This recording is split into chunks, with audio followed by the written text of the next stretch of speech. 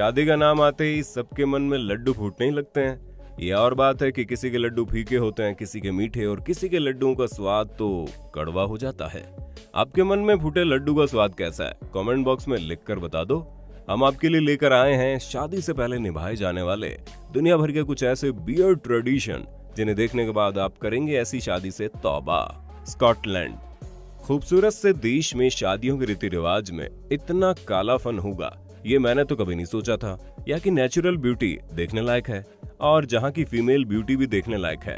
वहाँ पर शादी के समय लड़कियों के साथ ऐसा होता है कि उसके परिवार वाले शादी से पहले उसको कालिक से नहला देते हैं। उसके ऊपर काले रंग का पाउडर डाला जाता है और दूसरी चीजें भी डाली जाती है। ऐसा केवल इसलिए कि नजर ना लग जाए किसी की निगाहों से। जी हाँ, दुल्हन को बुरी नजर से बचाने के लिए उसे ऊपर से नीचे तक काला कर दिया जाता है। वैसे हमारे यहाँ तो काला टीका लगाकर काम चला लेते हैं।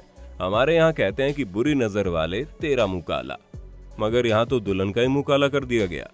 आपका इसके बारे में क्या कहना है? कमेंट बॉक्स में लिखकर हमें भी बताइए ना कुछ। दुल्हन की किडनैपिंग, भैया ये रिवाज है रोमानिया का, जिसके बारे में सुनकर आपका दिल भी जंपिंग झपाक करने लगेगा। यूं तो शादी ब्याह के मौके पर छोटी मोटी चोरियां हुई ही जाती हैं। हमारे यहाँ तो बाकायदा जूता चुराने का रिवाज भी है, मगर रोमानिया में शादी के 2 दिन पहले लोग दुल्हन को ही चुरा ले जाते हैं। दूल्हा सोच में पड़ जाता है, यार दुल्हन नहीं मिली तो मेरा क्या होगा। उसकी सबसे बड़ी टेंशन ये रहती है कि मैं सुहागरात कैसे मनाऊंगा। इधर लड़की के घर वाले मिलकर आपस में पार्टी कर रहे होते हैं, मौज मस्ती खाना पीना करते हुए एंजॉय करते हैं। वो परेशान हो जाता है। लेकिन आपको बता दें, यहाँ दुल्हन को चुराने का काम उसके अपने मायके वाले करते हैं। जी हाँ, दुल्हन के परिवार के लोग ही शादी के मौके पर दुल्हन को किडनैप करते हैं। फिर दूल्हे से दुल्हन को लौटाने के बदले में पैसों की डिमांड की जाती है, गिफ्ट मांगे जाते हैं। और इस मजेदार ट्रेडिशन में दूल्हा अपने दुल्हन को बचाने के लिए अपनी जेब ढीली कर देता है।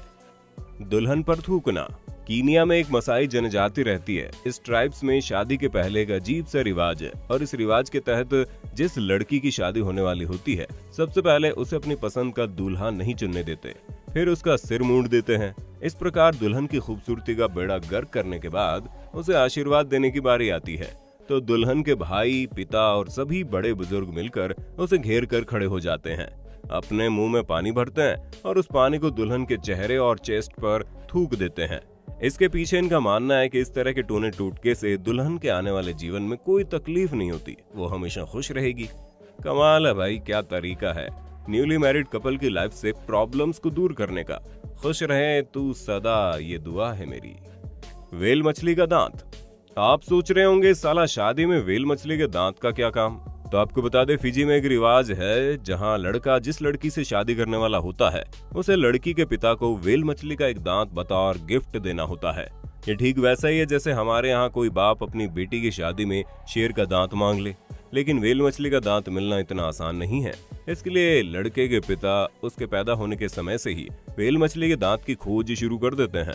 जब मिल जाता है तो बड़ा संभाल कर रखते हैं, ताकि लड़के की शादी के समय उसके पिता को दे सकें और उनके लड़के की शादी हो पाए। ये ट्रेडिशन यहाँ सालों से चला रहा है। ये यहाँ का स्टेटस सिंबल भी है। ये माना जाता है जिसके पास वेल मछली का दांत है उसके घर में खाने पीने की और किसी चीज की कोई कमी नहीं होगी। अनमैरिड इनविटेशन, अब हम चलते हैं कनाडा। कनाडा में शादी का जलवा जरा अलग होता है।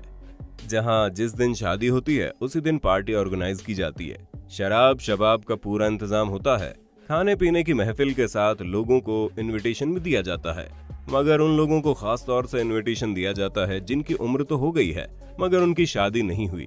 ऐसा लगता है जैसे उन लोगों के जले पर नमक छिड़कने के लिए उन्हें बुलाया जाता है, या फिर उन्हें शादी के लिए इंस्पायर करने के लिए बुलाया जाता है। आपको क्या लगता है, शादी के रिसेप्शन पर अनमैरिड लोगों को बुलाने के पीछे क्या कारण हो सकता है? सोचकर बताइए। ये तो हमें यकीन है ये वीडियो आपको खूब पसंद आ रहा होगा, तो फिर देर किस बात की भाइयों, वीडियो को लाइक करके अपने दोस्तों के साथ शेयर कर दो ताकि वो भी कुछ पल एंजॉय ले सके। अल्कोहल, शादी की बात हो और अल्कोहल की बात ना हो, ये वीडियो तो अधूरा ही रह जाता। ये ट्रेडिशन है फ्रांस का, जहाँ शादी के समय दूल्हे को शराब पिलाने का चलन है। जी हाँ, शादी के दौरान दूल्हे को छक्कर शराब पिलाई जाती है। जो नहीं पीता उसे भी पीनी पड़ती है, क्योंकि यही ट्रेडिशन है और ट्रेडिशन का पालन तो सभी को करना पड़ता है। यूं तो शराब पीना बुरी बात है, मगर स्टेशन के बारे में आपका क्या कहना है? हंसना मना है।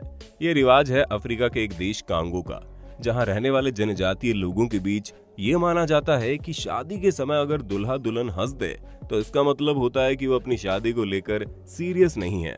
इसलिए दुल्हा दुल्हन के हंसने पर टोटली बैन लगा हुआ होता है। इसके साथ साथ शादी में आए हुए मेहमान भी हंसने की कोशिश नहीं करते, ना ही किसी को हंसाने की कोशिश करते हैं।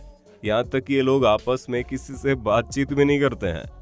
क्या आप गैस कर सकते हैं कि विदाउट लाफ्टर आप अपनी मैरिज को कैसे सेलिब्रेट करेंगे? अगर जवाब नहीं मिल रहा तो वीडियो देख लो भैया, समझ में आ जाएगा सीरियस मूड में खुशियों को कैसे मनाते हैं। खाना बनाना। आप सोच रहे होंगे इसमें क्या खास बात है, क्योंकि ये ट्रेडिशन अपनाया जाता है साउथ अफ्रीका में, जहाँ न्यूली मैरिड कपल को रहना होता है। वहाँ पर परिवार के सभी लोग आते हैं, रात में आग जलाई जाती है और फिर उसी आग में खाना बनाया जाता है।